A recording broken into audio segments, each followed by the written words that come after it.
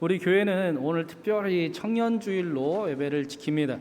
원래는 지난주가 청년주일인데 청년들이 3부 예배를 자신들이 예배자로 섬기고 있으니 장년분들을 많이 초대해서 3부 예배를 함께 하고 싶다라고 이야기들이 있어서 지난주에 광고를 드리고 이번 주를 청년주일로 지키도록 합니다.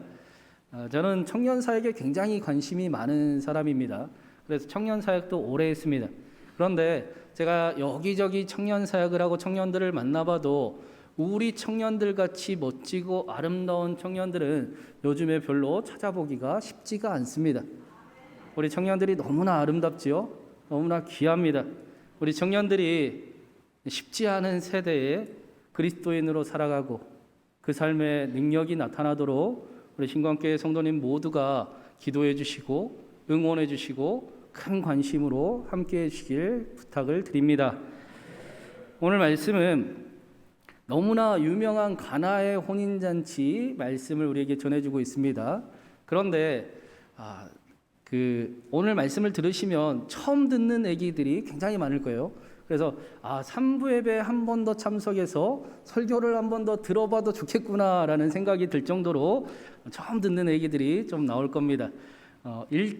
제가 1장 50절부터 말씀을 읽었습니다. 가나 혼인잔치는 2장부터 나오는데 1장 50절부터 말씀을 읽은 이유는 예수님께서 1장 50절에 예수님이 니고데모를 향해서 네가 무화과 나물에 있을 때 내가 보았다라고 믿느냐? 나는 더 큰 일을 보게 될 것이다. 진실로 진실로 너희에게 이르노니 인자가 하늘이 열리고 하나님의 천사들이 인자 위에 오르락 내리락 하는 것을 보게 될 것이다 라고 말씀을 했습니다. 그리고 2장 1절부터 이제 그 일이 이제 나타나고 있는 것입니다. 그래서 11절 말씀에 이렇게 이야기를 하고 있습니다. 우리 11절 말씀을 먼저 같이 한번 읽어보겠습니다. 예수께서 이 첫 표적을 갈릴리 가나에서 행하여 그의 영광을 나타내심에 제자들이 그를 믿으니라. 특별히 요한복음은 예수님이 병을 고치시고 또 기적을 행하시는 그 일들을 기적이나 이적이다라고 말씀하지 않고 표적이라고 말씀을 합니다. 헬라어 단어 자체가 다른 단어입니다. 그 뜻은 표지판 이정표라는 뜻입니다. 예수님께서 행하신 병 고친 자를 구하신 그 기적이 그저 기적으로 끝나지 않고 병 고친 일로 멈추지 않고 그 일은 예수 그리스도를 알게 하는 이정표가 되는 것이다 라는 것입니다. 그 기적을 통해 예수 그리스도를 알게 해주는 사인, 표시라는 것입니다. 그래서 표적을 통해 우리는 하늘과 땅이 만나듯 하나님과 우리가 만나는 경험을 할 수가 있습니다. 하나님은 이런 분이시구나, 예수님은 이런 분이시구나를 알 수 있게 된다라는 것입니다. 요한복음에는 특별히 7개의 표적이 나오고 있습니다. 오늘 말씀에 물이 포도주로 변하는 그 표적과 또 벳세다의 오래된 시각장애인 눈 보는 이야기, 또 물 위를 걷는 이야기, 오병이어 이야기, 또 마지막에 죽은 나사로가 다시 살아나는 그 표적들, 그렇게 7개의 표적을 통해 예수님이 누구신지 요한복음은 말씀을 해주고 있습니다. 또 한 가지 요한복음에는 7개의 예수님의 자기 선언이 나와요. 요한복음에 보면 나는 양의 문이라, 나는 선한 목자라, 나는 길이요 진리요 생명이라, 나는 부활이요 생명이라, 나는 포도나무요 너희는 가지라. 이 말씀이 다 요한복음에 나오는 말씀입니다. 7개의 예수님이 내가 어떤 사람인지 어떤 존재인지를 소개해주는 그런 선언문이 나오고 있습니다. 7이라는 숫자는 성경에서 굉장히 중요한 완전수를 뜻하는 그런 단어 숫자입니다. 사도 요한은 요한복음과 요한계시록의 숫자를 통해 상징을 굉장히 자주 이야기를 하는데 완전한 하나님을 뜻하는 그 3이라는 숫자와 그래서 삼위일체라고 이야기하지요. 그리고 완전한 세상, 모든 세상을 뜻하는 4라는 숫자, 동서남북 사방을 뜻하는 4라는 숫자가 합하여지니 완전한 7이 되었습니다. 3 더하기 4가 7이고 3 곱하기 4 하면 12, 12지파 완전한 민족이 되는 것입니다. 예수님께서 공생애 동안 너무나 많은 기적을 행하셨지만 그러나 이 7개의 표적을 통하면 예수님을 충분히 알 수 있다라고 요한복음이 말씀하고 있는 것입니다.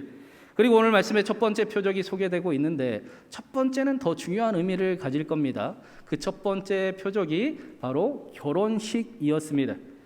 저는 요한복음을 준비하면서 여러분도 그런 느낌을 드실지 모르겠지만 요한복음을 읽는데 구약 성경을 읽는 느낌이 굉장히 많이 듭니다. 구약의 이야기가 굉장히 많이 담겨 있어요. 하나님께서 호세아 예언자를 통해서 하나님과 신부 이스라엘, 신랑 하나님과 신부 이스라엘 그 두 사이를 부부관계, 결혼관계라고 말씀을 하셨습니다. 신랑 하나님과 신부 이스라엘이 있는데 신부 이스라엘이 신랑 하나님 앞에서 바람을 피우고 간음을 저지르고 배반을 하였습니다. 그러나 그럼에도 불구하고 신랑 하나님은 그를 버리지 아니하고 절대로 포기하지 아니하고 끝까지 사랑을 지키며 내가 너를 지킬 것이다 라고 말씀하시면서 그렇기 때문에 하나님께로 다시 돌아와라. 다시 하나님께로 어서 빨리 돌아오라 라고 말씀을 하고 있습니다.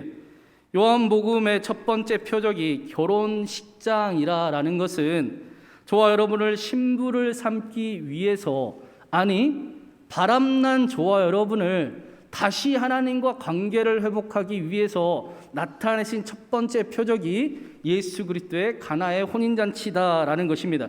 그 일을 위해 저와 여러분을 다시 하나님과 하나 되기 위해 예수 그리스도께서 이 땅에 오셨다라고 말씀하고 있습니다.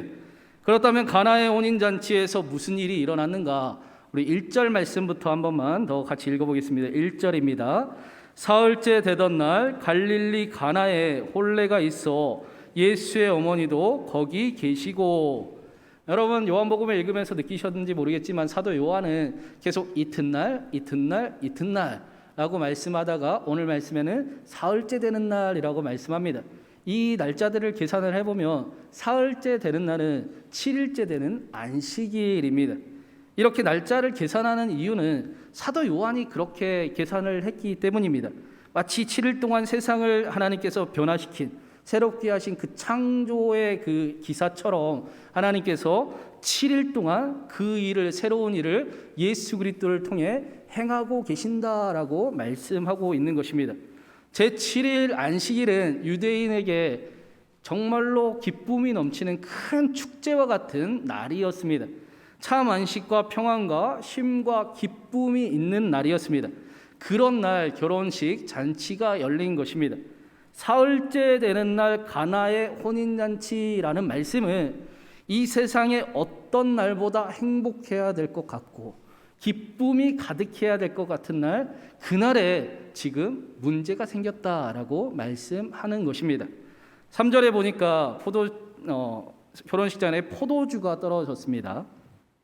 유대인들은 혼인잔치를 보통 일주일 동안 혼인잔치를 지냈습니다. 그러니까 굉장히 많은 음식이 필요했고 굉장히 많은 양의 포도주가 있어야 했던 것입니다.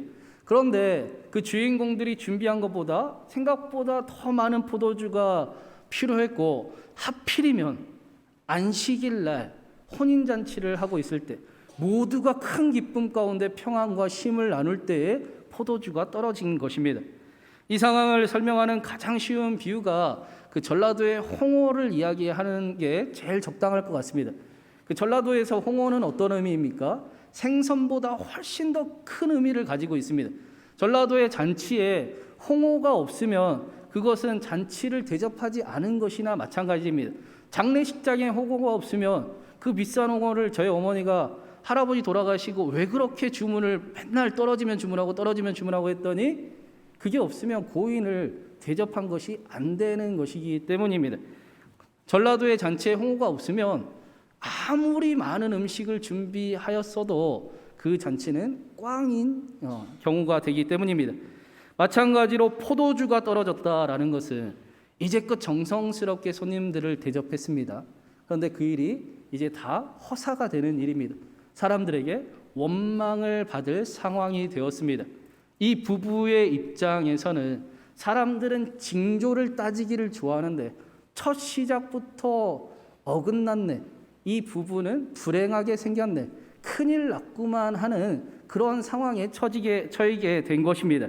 포도주가 떨어졌다라는 것은 혼인잔치가 끝이 나 버렸고 결혼식을 더 이상 할 수가 없다. 부부관계가 끝이 날 가능성이 있다라는 뜻입니다. 그런데 이 결혼식장에 또 한 가지의 심각한 문제가 있었습니다.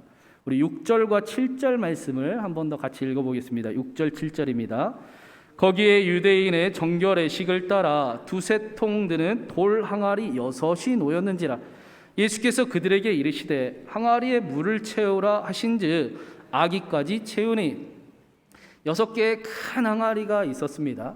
그런데 오늘 말씀의 6절 말씀을 보니까 이 항아리들은 유대인들이 정결의식을 하기 위해 놔두는 것입니다. 유대인들은 밖에 나갔다가 돌아오면 꼭 손과 발을 씻어야 했습니다. 그 일이 자신들을 지키는, 깨끗해야 하고 자신들을 지키는 정결의식이었기 때문입니다. 그 일이 자신들을 지켜주고 깨끗게 하는 일이었습니다.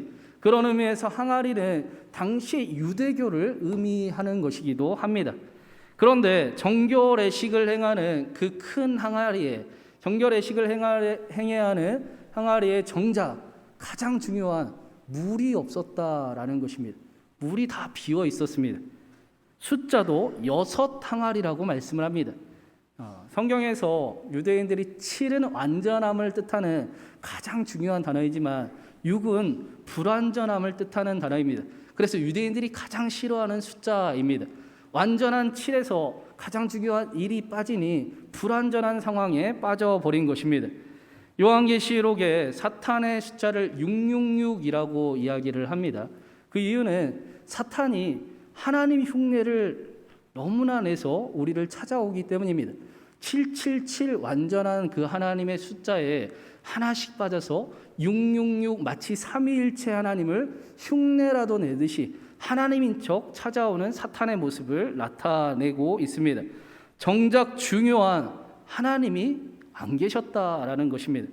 당시 이스라엘의 유대교는 하나님 없이 하나님 따라하기를 하는 중이었습니다. 그렇기 때문에 그들 안에 조금의 변화도 나타나지 아니하고 생명도 없었고 새롭게 됨도 없었습니다. 거칠에만 있을 뿐이었습니다. 믿는 척, 예배드리는 척, 하나님을 믿는 척만 있었던 것입니다.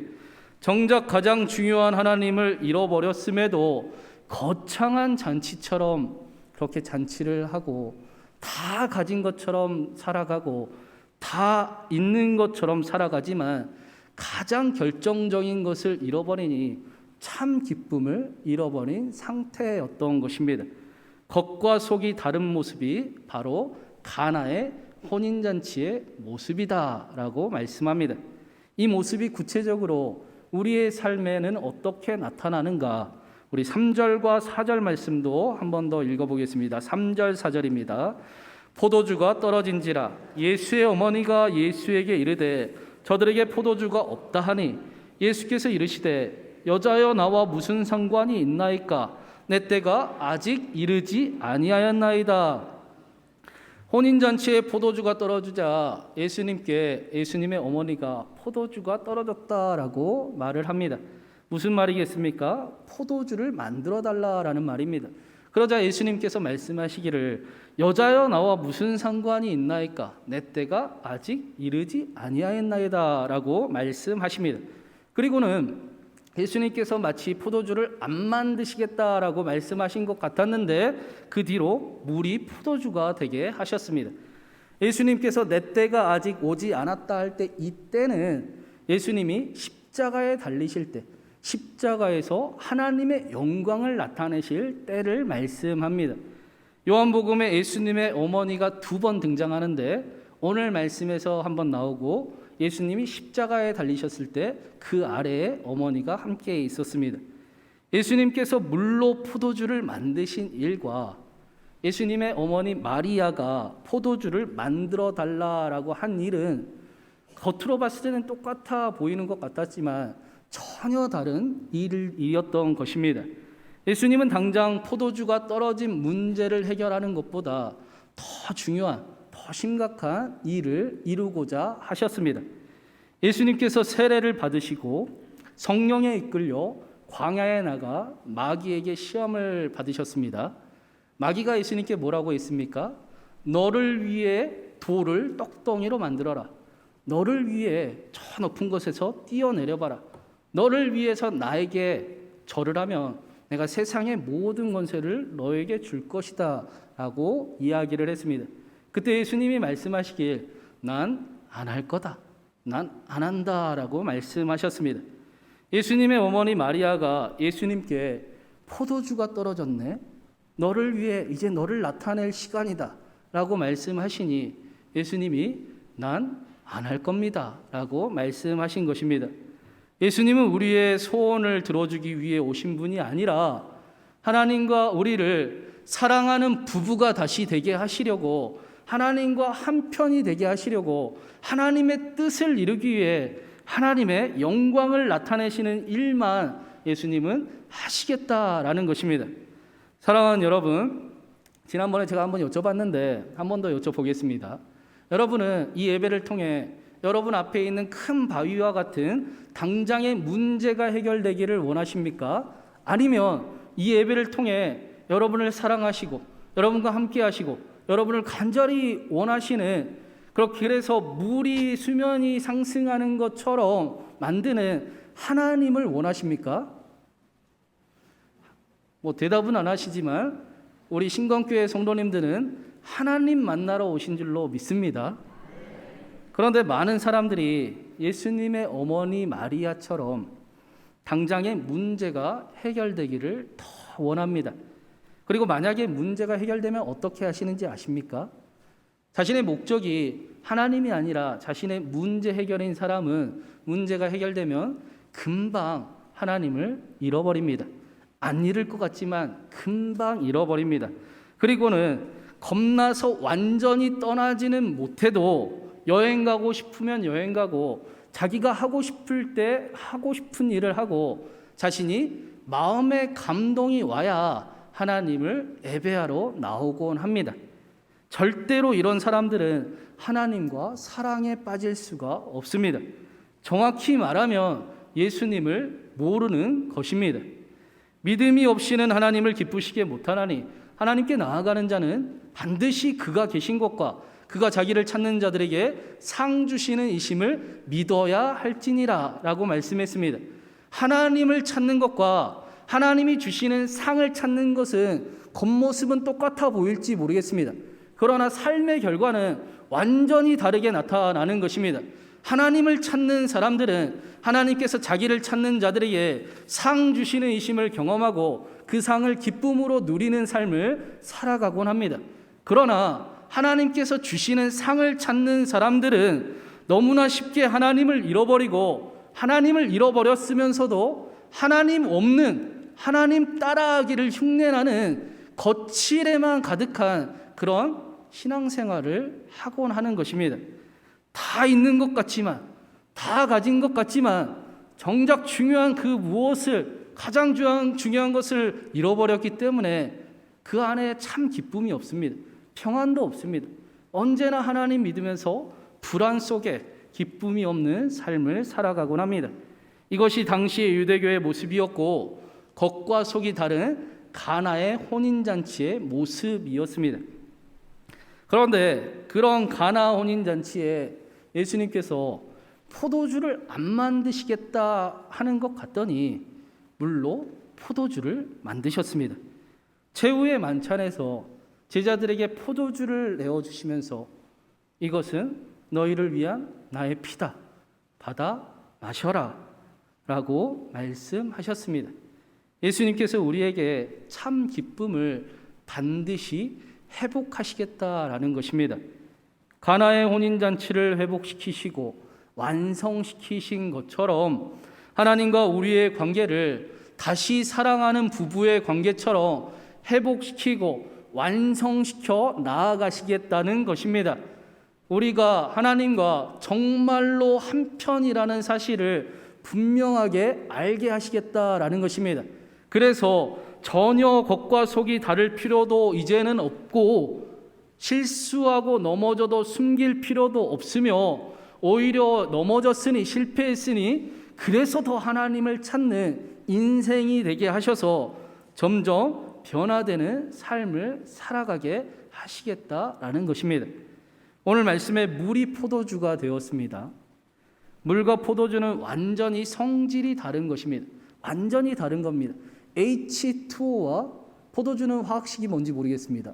H2O와 포도주는 완전히 다른 것입니다. 그런데 항아리 속에 완전히 다른 하나님의 새로운 창조가 이루어졌다라는 것입니다. 여러분, 사람이 변합니까? 안 변합니까? 사람은 안 변하지요. 절대 변하지 않습니다. 그러나 하나님께서는 절대로 변하지 않는 그 인생을 반드시 변화시키겠다, 변화시킬 수 있다라고 말씀하시는 것입니다. 그것이 물이 포도주가 되는 사건입니다.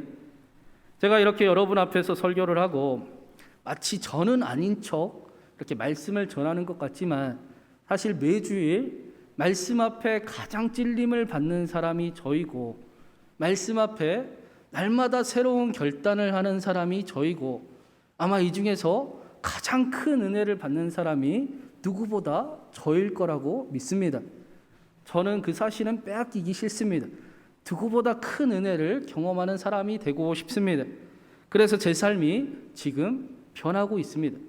제 속에 깊은 그 마음의 근본이 변화되고 있음을 경험하곤 합니다. 그럼에도 불구하고 때로는 잘 나가다가도 제 모습에 실망하고 또 실패하고 넘어질 때가 있습니다. 사도 바울이 오호라 나는 공고한 자로다, 이 사망의 몸에서 누가 나를 건져내라 라고 고백했는데 저라고는 안 그러겠습니까? 그래서 하나님 앞에 너무나 실망스러운 제 모습에 하나님, 제가 목사를 계속해도 될까요? 목회를 해도 되는 사람입니까? 제 손을 잘라버려야 됩니까? 제 눈을 뽑아야 버려야 됩니까? 라고 하나님께 말씀드리며 실망하여 엎드려 있으면 하나님이 뭐라고 말씀하시는지 압니까? 너를 변화시키는 일이 쉬웠으면 십자가도 필요 없었을 것이다. 내 아들을 내어줄 필요도 없었을 것이다 라는 말씀이었습니다. 아마도 여기에 예수님을 원하는 저와 모든 사람의 같은 고백일 것입니다. 하나님께서는 저와 여러분 모두를 정하시고 정하신 자를 부르시고 부르신 자를 의롭다 하시며 의롭다 하신 자를 반드시 영화롭게 영광스럽게 만들어 가실 것입니다. 그렇다면 마지막으로 우리가 어떻게 하나님의 변화를 경험하는 삶을 살아갈 수가 있는 것인가? 어떻게 그렇게 살아갈 수 있는가? 우리 마지막으로 7절부터 9절까지를 읽어보겠습니다. 7절부터 9절까지 읽습니다. 예수께서 그들에게 이르시되 항아리에 물을 채우라 하신즉 아기까지 채우니 이제는 떠서 연회장에게 갖다 주라 하심에 갖다 주었더니 연회장은 물로 된 포도주를 맛보고도 어디서 났는지 알지 못하되 물도온 하인들은 알더라. 항아리에 물을 가득 채우는 일은 믿음이 없어도 할 수 있는 일이었습니다. 그런데 연회장에게 그 물을 가져다 주면서 여기 포도주 있습니다라고 하는 일은 믿음이 없으면 절대로 할 수 없는 일입니다. 물이 포도주로 변하는 기적은 하인들이 없어도 일어날 수 있고 일어났을 것입니다. 그러나 하인들은 순종하지 않았다면, 그들이 예수님의 말씀대로 살아가지 않았다면 절대로 예수님의 기적을 경험할 수 없고 예수님을 알 수도 없었습니다. 변화란 그가 시키는 대로 하여라 라는 그 말씀에 의지하여 그렇게 살아가는 삶에서 경험되는 것입니다. 말씀에 그대로 순종해 봐야 경험되는 일이 변화인 것입니다. 하나님께서 이스라엘을 애굽 땅에서 그 부르짖음을 들으시고 출애굽을 시켜주셨습니다. 그것을 하나님의 구원 사건이라고 이야기를 합니다. 그런데 이스라엘은 근본이 노예였습니다. 그들이 무슨 잘난 사람들이나 잘난 민족이 아니라 근본 노예의 삶을 살아가던 사람이어서 그들의 노예의 근성을 빼야 했고, 그래야 그들의 삶을 변화시켜야 했기 때문에 그들에게 불기둥으로 구름기둥으로 인도해 주시고 만나를 허락하시고 하나님을 알게 해주심과 동시에 시내산에서 하나님의 말씀으로 훈련을 1년을 넘게 시켰습니다. 이렇게 살아가야 된다. 이것이 나와 동행하는 삶이다. 이렇게 살아야 너의 삶에 복됨이 나타난다. 이래야 네가 삶을 지켜갈 수가 있다라는 말씀을 시내산에서 해 주신 것입니다. 그렇게 이스라엘을 하나님이 직접 훈련을 시키시고 이스라엘은 이제 믿음 있는 자들이 되었습니다. 자신들도 믿음을 가진 줄 알았습니다. 하나님 말씀대로 살아가겠습니다라고 이야기도 했을 것입니다. 그리고는 약속의 땅에 들어가기 바로 직전에 그러면 그 땅을 우리가 한번 가보자라고 12정탐꾼을 보냈습니다. 가네스 바네사에서 12정탐꾼을 보냈는데 똑같이 하나님을 믿는다라고 믿었고 똑같이 하나님을 믿는다라고 말했고 똑같은 상황을 보았음에도 불구하고 10명은 자신들이 믿음이 있는 줄 알았음에도 불구하고 믿음이 전혀 없는 삶의 반응을 나타내었습니다. 그래서 약속의 땅으로 들어가지도 못하고 삶 속에서 변화도 경험하지 못합니다. 머리로만 믿는 믿음이 아니라 말로만 믿는 믿음이 아니라 그래요 하나님이 함께 하시면 여전히 하나님이 함께 하시니 내가 하나님과 함께 그 일을 이룰 수 있습니다라고 순종의 고백을 하고 그 삶을 살아갔던 갈렙과 여호수아만이 약속의 땅에 들어가고 변화를 경험하게 된 것입니다. 믿음으로 살아가는 삶만이 변화를 경험하게 나타내는 것입니다. 사랑하는 여러분, 저는 이 예배를 통해 하나님께 더 많이 순종할 것입니다. 저만 그래야 합니까? 이 예배를 통해 이제부터는 저와 여러분의 삶이, 저와 여러분의 믿음에 순종도 함께하기를 간절히 바랍니다. 그래서 예수님께서 물로 포도주를 만드신 것처럼 저와 여러분의 삶에 포도주가 떨어진 곳이 있는데 그곳에 새롭게 창조하심이 나타나고 하나님의 회복하심이 실제로 경험되어지는 저와 여러분의 삶이 되기를 간절히 바랍니다. 이 시간에 그러한 우리의 결단과 고백에 하나님께서 믿음을 더해 주시고 살아갈 힘도 더해 주시며 하나님의 사랑 예수 그리스도로 충만케 하시길 주님의 이름으로 축원합니다. 이 시간에 말씀을 생각하면서 하나님 우리가 우리의 믿음에 순종도 더하겠습니다라는 고백 담아서 우리 함께 전능하신 나의 주 하나님 찬양하며 나아가겠습니다.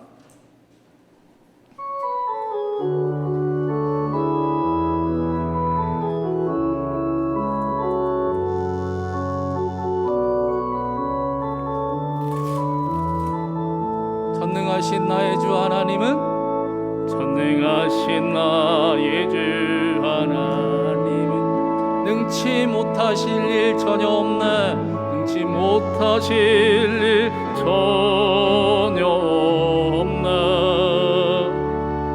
우리의 모든 간구도 우리의 모든 생각도 우리의 모든 꿈과 모든 소망도 신실하신 나의 주 하나님, 신실하신 나의 주 하나님은 우리의 모든 괴로움, 우리의 모든 괴로움 바꿀 수 있는 불가능한 일 행하시고 불가능한 일 행하시고 죽은 자를 일으키시니 길을 이길 자 아무도 없나.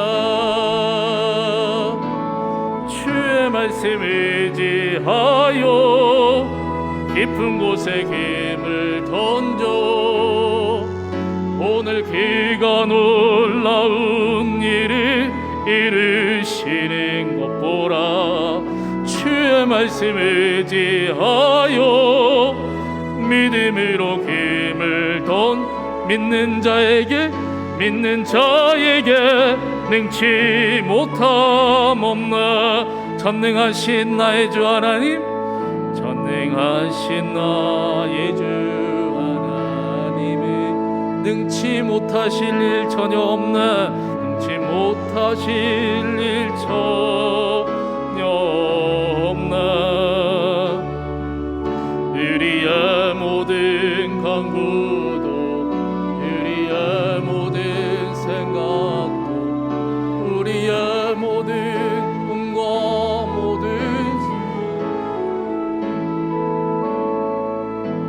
신실하신 나의 주 하나님, 우리의 잃어버린 믿음을 다시 세우며 우리의 모든 괴로움 바꿀 수 있 불가능한 일 행하시고 불가능한 일 행하시고 죽은 자를 일으키시니 길을 이길 자 아무도 없나.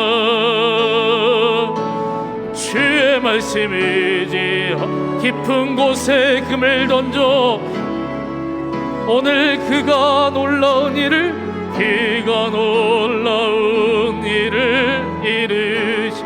주의 말씀 의지하여 주의 말씀 의지 믿음으로 금을 던져 믿는 자에게 능치 못하. 주의 말씀 의지하여 주의 말씀 의지하여 깊은 곳에 금을 던져 오늘 그가 놀라운 일을 이루시는 것 보라. 주의 말씀 의지하여 믿음으로 금을 던져 믿는 자에게 능치 못함 없나. 사랑하는 여러분, 우리의 삶과 믿음에 순종도 함께하기를 간절히 바랍니다. 하나님, 이 시간 우리가 다시 한번 결단하며 고백하며 나아가겠습니다. 우리의 믿음을 도와주시옵소서. 우리에게는 믿음의 실패가, 기도의 상처가 너무나, 믿음의 상처가 너무나 많습니다. 그러한 믿음을, 그러한 상처를 훨씬 더 뛰어넘는 하나님을 허락하여 주시옵소서. 우리의 믿음을 도와주시고 그렇게 살아갈 힘을 더해주시며 하나님의 사랑 예수 그리스도로 충만하게 하여 주셔서 하나님과 한편되어 우리의 모든 것 하나님께 아뢰며 우리의 삶에 순종도 함께하게 하시고 포도주가 떨어져 버린 것 같은 우리의 삶의 자리에 물로 포도주를 만드시는 그 하나님이 실제하게 경험되게 하여 주시옵소서. 우리 함께 믿음의 순종도 함께 하기를 바라며 그렇게 살아가기를 결단하며 우리 한번 같이 기도하며 나가겠습니다. 기도합니다. 사랑과 은혜가 많으신 하나님 아버지, 하나님, 우리가 머리로만 믿는, 말로만 고백하는 믿음이 아니라 실제로 하나님이 함께 하시며 하나님이 함께 하시기에 나의 삶의 모든 이야기를 감당할 수 있고 하나님, 나의 삶의 포도주가 떨어진 곳에 예수 그리스도를 초청하며 예수 그리스도와 함께 그의 삶의 자리까지 가기를 원하오니 물로 포도주를 만드시는, 새롭게 창조하시는, 회복하시는, 실제로 살아계신 하나님을 경험하는 하나님, 우리 모두의 삶이 되게 하여 주시옵소서. 하나님, 이 시간 그렇게 다시 살아보기로, 하나님의 말씀이라며 말씀에 의지하여 살아보기로, 순종도 함께하기로 결단하며 고백하며 나아가는 하나님, 우리 모두의 믿음을 더하여 주시옵시고 하나님, 우리의 믿음이 다시 살아나게 하여 주시옵시며 살아갈 믿음을 살아갈 힘도 더하여 주시옵시고 하나님의 사랑 예수 그리스도로 충만하게 하여 주셔서 하나님, 순종하는 삶이 그렇게 어렵지 아니하고 오히려 기쁨으로 내가 주님과 함께하며 주님을 따라갑니다. 이전보다 더욱 더 뜨겁게 하나님을 사랑합니다. 하나님, 고백하며 나아가는 신광의 모든 성도들이 되게 하시고 하나님, 가나의 혼인잔치에 예수 그리스도께서 오셔서 그 혼인잔치를 지키시고 회복하신 것처럼 하나님, 우리와 함께 하심에 하나님, 우리의 삶이 하나님과 하나 되어 하나님과 사랑하는 부부관계가 회복되어 사랑하는 사이가 되고 사귐이 있는 삶이 되고 하나님, 그 삶 가운데 기쁨을 빼앗기지 않는, 기쁨의 충만함이 가득한, 평안이 넘치는, 능력이 가득한 우리 모두의 삶과 교회가 되게 하여 주시옵소서. 사랑하는 하나님, 우리 모두의 믿음이 머리로만 믿는 믿음이 아니라, 말로만 나타내는 믿음이 아니라 죽은 자의 하나님이 아니요 산 자의 하나님을 찬양하고 고백하는 그런 믿음이 되기를 간절히 바랍니다. 하나님, 이 시간 우리가 결단하며 고백하오니 우리의 믿음에 순종도 더하겠습니다. 우리의 믿음을 도와주시옵소서. 그렇게 살아갈 힘을 더하여 주시옵소서. 하나님의 사랑 예수 그리스도가 충만하게 하여 주시옵소서. 그리하여 그 삶이 죄님에게 순종하는 삶이 기뻐 편해지는 삶이 아니라 오히려 하나님께 순종하는 삶이 기쁘고 감사하고 평안해지는 삶들이 되게 하여 주시옵소서. 우리의 삶이 그렇게 하나님으로 가득 넘치기를 바랍니다. 예수 그리스도께서 가나의 혼인잔치를 회복하시고 온전케 하신 것처럼 예수 그리스도를 바라는 우리 모두의 삶이 하나님과 한편이 되게 하시고 하나님으로 인해 힘을 얻는 인생이 되게 하시며 하나님과 사랑에 빠지는 부부관계가 회복되는 귀한 은혜가 넘치게 하여 주시옵소서. 그래야 우리의 모든 삶의 이야기들을 하나님과 마주대하게 하시고 그때에 물로 포도주를 만드시는 새롭게 창조하시고 회복하시고 실제로 살아계시는 그 믿음의 삶이 경험되는 우리 모두의 삶이 되게 하여 주시옵소서. 하나님과 사귀는 그 사귐이 있는 삶 가운데 기쁨이 빼앗기지 아니하게 하시고 오히려 충만한 삶이 이루어지도록 우리 모두를 하나님의 은혜 가운데 거하게 하여 주시옵소서. 그러한 삶, 그러한 교회 되기를 간절히 바라오며 사랑하는 우리 주님 예수 그리스도의 이름으로 기도드리옵나이다. 아멘.